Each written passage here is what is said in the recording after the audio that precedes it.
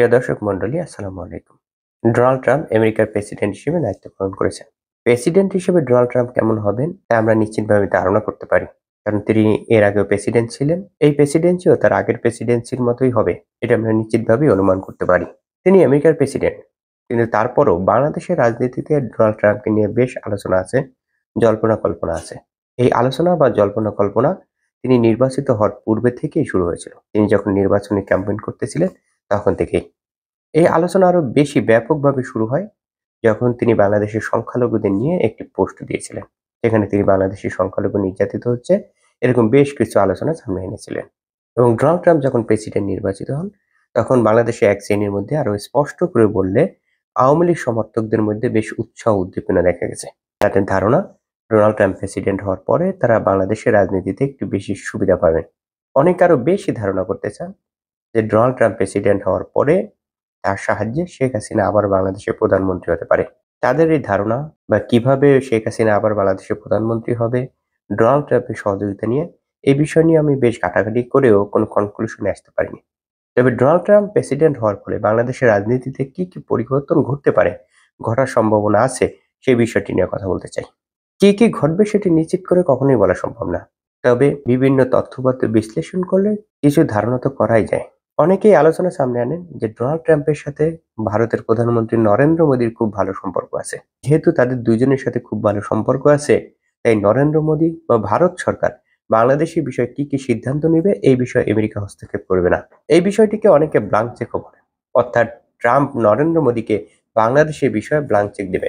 বর্তমানে অবস্থাটা কেমন আছে এই বিষয়টি নিয়ে আলোচনা করব অতীতের কিছু ঘটনা আলোচনার মাধ্যমে। আমাদের অনেকের মনে থাকার কথা, 2023 সালের শুরুর দিকে অথবা এর আগে থেকেই আমেরিকা বাংলাদেশের গণতন্ত্র পুনঃপ্রতিষ্ঠার জন্য বেশ তৎপর ছিল, বেশ আলোচনা করতেছিল, বেশ কথাবার্তা বলতেছিল। কিন্তু 2023 সালের মাঝামাঝি এসে যখন 2024-এর নির্বাচন ঘোষণা হয়ে যায়, অর্থাৎ তফসিল ঘোষণা হয়ে যায়, তখন আমেরিকা অনেকটা চুপ হয়ে যায়। অর্থাৎ 2023 সালে বা তার আগে থেকে আমেরিকা বারবার বলে আসছিল যে তারা বাংলাদেশে এমন একটি নির্বাচন চায় যে নির্বাচনটি হতে হবে অবাধ, সুষ্ঠু, নিরপেক্ষ এবং অংশগ্রহণমূলক। অর্থাৎ সব দল বা অধিকাংশ দলের অংশগ্রহণের ফলে এমন একটি নির্বাচন তারা দেখতে চায় যেটি হবে অবাধ, সুষ্ঠু এবং নিরপেক্ষ। কিন্তু 2023 সালের মাঝামাঝির পরে এসে যখন 2024-এর জানুয়ারি নির্বাচনের তফসিল ঘোষণা হয়ে যায়, তার আগে থেকেই আমেরিকা অনেকটা নিশ্চুপ হয়ে যায়। আমেরিকা বাংলাদেশের গণতন্ত্রের বিষয়ে আর তেমন কথা বলছিল না। কেন আমেরিকা এই বিষয়গুলোতে চুপ হয়ে গেছিল সেই বিষয়গুলো আমরা জানতে পারি আরো পরে, যখন ভারতের কয়েকজন নাগরিক এই বিষয়টি নিয়ে কথা বলেন, যারা সঙ্গত কারণেই ভারতের পররাষ্ট্র নীতির সাথে যুক্ত।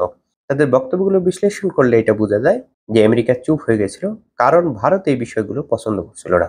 অর্থাৎ বাংলাদেশের বিষয়ে ভারত যা পছন্দ করতেছিল সেই বিষয়টিকে প্রাধান্য দিচ্ছিল আমেরিকা।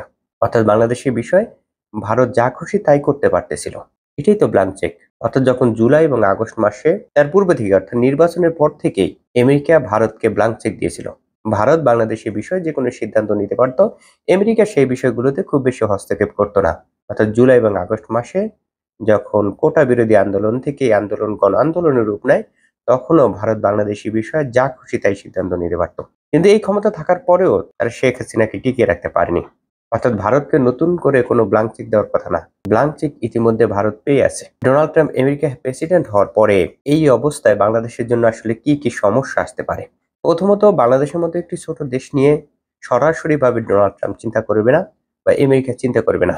ডোনাল্ড ট্রাম্প যেটা করতে পারেন বা তার প্রশাসন যেটা করতে পারেন সেটা হলো ভারত বাংলাদেশি বিষয়ে যে সিদ্ধান্তই নেক না কেন আমেরিকা সেগুলোতে বাধা দেবে না বা হস্তক্ষেপ করবে না। কিন্তু এই অবস্থা 5 আগস্টের পূর্বেও ছিল, এটা নতুন কিছু না। এই অবস্থায় ভারত বাংলাদেশি বিষয়ে 5 আগস্টের পরে যে কাজগুলো করতেছিল সেগুলো করতে পারে বা সেগুলো বৃদ্ধি করতে পারে। কি কি করতেছিল? এক, বাংলাদেশের বিষয়ে প্রতিনিয়ত ভাবে বিভিন্ন ধরনের গুজব ছড়াচ্ছিল, ভুয়া তথ্য দিয়ে, উত্তেজনামূলক তথ্য দিয়ে বিভিন্ন ধরনের গুজব ছড়াচ্ছিল। এটি কন্টিনিউ করতে পারে এবং কোনো কোনো ক্ষেত্রে বৃদ্ধি করতে পারে। আর দ্বিতীয় যে ঘটনা ঘটতে পারে সেটি হলো বাংলাদেশের সীমান্তে যে উত্তেজনা আছে, 5 আগস্টের পরে যে উত্তেজনা শুরু হয়েছে সেটা কন্টিনিউ হতে পারে, কিছু কিছু ক্ষেত্রে সেটি বৃদ্ধি করতে পারে। 5 আগস্টের পূর্ব পর্যন্ত শেখ হাসিনা যতদিন বাংলাদেশের প্রধানমন্ত্রী ছিল ততদিন বাংলাদেশ ভারত সীমান্তে ভারত যা খুশি তাদের ইচ্ছা মতো করতে পারত। এইসব বিষয়ে বাংলাদেশের পক্ষ থেকে কোনো ধরনের প্রতিক্রিয়া দেখানো হতো না। কিন্তু 5 আগস্টের পরে ভারত তার ইচ্ছা মতো যা খুশি তাই করতে পারতেছে না। বাংলাদেশের পক্ষ থেকে প্রতিক্রিয়া দেখানো হচ্ছে, কিছু কিছু ক্ষেত্রে বাধা দেওয়া হচ্ছে। এর ফলশ্রুতিতে ভারতের পক্ষ থেকে বেশ কিছু জায়গায় উস্কানিও দেওয়া হচ্ছে। এই দুটি বিষয় প্রশমিত করার জন্য বাংলাদেশে আসলে কি করা উচিত? প্রথমত, ভারতের মিডিয়াগুলো বাংলাদেশের বিষয়ে প্রতিনিয়তভাবে গুজব ছড়ালেও সরকারের পক্ষ থেকে এই বিষয়গুলো ডিজন করা হচ্ছে। এটি একটি ইতিবাচক দিক। এক্ষেত্রে বাংলাদেশের পক্ষ থেকে যত বেশি তথ্য প্রবাহ বাড়ানো যায়, সেটি একটি ভালো দিক হতে পারে। অন্য একটি দিক হচ্ছে, যেহেতু ভারত সরকার এই বিষয়টিকে অন করতেছে না, তাই প্রতিনিয়তভাবে এই তথ্যগুলো আদান প্রদান করা। অন্য একটি বিষয় হচ্ছে সীমান্ত উত্তেজনা যত কম বাড়ানো যায়। এটা স্পষ্ট বোঝা যাচ্ছে 5ই আগস্টের পর থেকে ভারতের পক্ষ থেকে বিভিন্ন উস্কানি দেওয়া হচ্ছে সীমান্তে উত্তেজনা বৃদ্ধির জন্য। বিভিন্ন সময় ভারতের নাগরিকদেরকে সীমান্তে ডেকে এনেই উত্তেজনা আরো বৃদ্ধি করার জন্য চেষ্টা করা হচ্ছে। বাংলাদেশের পক্ষ থেকেও বেশ কিছু সময় বাংলাদেশের সাধারণ নাগরিক বিজিবির সাথে যুক্ত হয়েছে। দেশপ্রেম এবং জাতীয়তাবাদের দিকে বিচার করলে এই কাজটি অত্যন্ত ভালো এবং প্রশংসা দাবিদার। আমাদের স্বরাষ্ট্র উপদেষ্টা এই বিষয়টি প্রশংসা করেছেন। বাংলাদেশে শুধুমাত্র সীমান্তে বসবাসকারী ব্যক্তিবর্গ না, যে কোনো জায়গায় বসবাস করা ব্যক্তিবর্গের মধ্যে জাতীয়তাবাদ এবং দেশপ্রেম সবসময় ছিল এবং এটা অবশ্যই প্রশংসার দাবিদার। তবে বুলেটের সামনে এভাবে নিরস্ত্র সিভিল মানুষকে দাঁড় করানো কোনোভাবেই বুদ্ধিমানের কাজ না।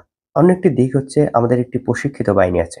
ভারতের যে কোনো ধরনের হুমকি প্রতিরোধ করার জন্য আমাদের এই বাহিনীর উপর আমরা নিশ্চিতভাবে নির্ভর করতে চাই, ভরসা রাখতে চাই। সেক্ষেত্রে তাদের যদি সহযোগিতা দরকার হয়, সহযোগিতা করার জন্য আমাদের গর্ব করার মতো একটি সেনাবাহিনী আছে। তারা এগিয়ে যাবেন। কিন্তু কোনোভাবেই অপ্রশিক্ষিত, যাদের কোনো ধরনের প্রশিক্ষণ নাই এবং নিরস্ত্র সাধারণ জনগণকে বুলেটের সামনে দাঁড় করিয়ে দেয়া কোনোভাবেই বুদ্ধিমানের কাজ না। এবং এই সীমান্তের উত্তেজনা যাতে পুনঃ বৃদ্ধি না পায়, সেই বিষয়টিতে বাংলাদেশের পক্ষ থেকে খুব গুরুত্ব সহকারে সিদ্ধান্ত নেওয়া উচিত। আমি বলছি না ভারতকে তার খেয়াল খুশি মতো কাজ করতে দেয়া। হ্যাঁ, আমাদের অবশ্যই ভারতের অনৈতিক দাবির বিরুদ্ধে চোখে চোখ রেখে কথা বলতে হবে। তারপরেও এরকম উত্তেজনাকর পরিস্থিতি তৈরি করে ভারত যাতে সুবিধা নিতে না পারে, সেই বিষয়টি খুবই গুরুত্বের সাথে বিবেচনা করতে হবে। ভারতের অভ্যন্তরীণ মিডিয়াগুলোর প্রতিনিয়তভাবে গুজব ছড়ানো এবং বাংলাদেশের সীমান্তে ভারতের এই উত্তেজনা বৃদ্ধির লক্ষ্য একটাই, ডক্টর ইউনূস নেতৃত্বাধীন অন্তর্বর্তী সরকার যাতে খুব দ্রুত নির্বাচন দিয়ে নতুন সরকার গঠন করে। কিন্তু আমরা যদি খুব গুরুত্বের সাথে এই বিষয়গুলো বিবেচনা করতে পারি এবং সঠিক সিদ্ধান্ত নিতে পারি, তবে নিশ্চিতভাবেই ভারতের এই ধরনের অপকর্ম কোনো কাজে আসবে না। সবশেষে একটি গুরুত্বপূর্ণ কথা বলবো। ডোনাল্ড ট্রাম্প খুবই আনপ্রেডিক্টেবল একজন ব্যক্তি। নরেন্দ্র মোদীর সাথে তথা ভারতের সাথে ডোনাল্ড ট্রাম্পের যেই বন্ধুত্বপূর্ণ বা খুবই ব্যক্তিগত সম্পর্ক আছে, সেই সম্পর্ক যে চলমান থাকবে সবসময়, এমনটি ধারণা করানোর কোনো যুক্তিযুক্ত কারণ নেই। এই সম্পর্ক যেকোনো সময় যেকোনো দিকে মোড় নিতে পারে। তবে বাংলাদেশের অভ্যন্তরীণ বিষয়গুলোতে বাইরের কারো চাপে নয়, দেশের জনগণের মঙ্গলের জন্য সরকারকে সদা তৎপর থাকা উচিত। সুচিন্তিতভাবে প্রজ্ঞার সাথে সিদ্ধান্ত নেওয়া উচিত। আজকে এ পর্যন্ত। সকলে ভালো থাকবেন।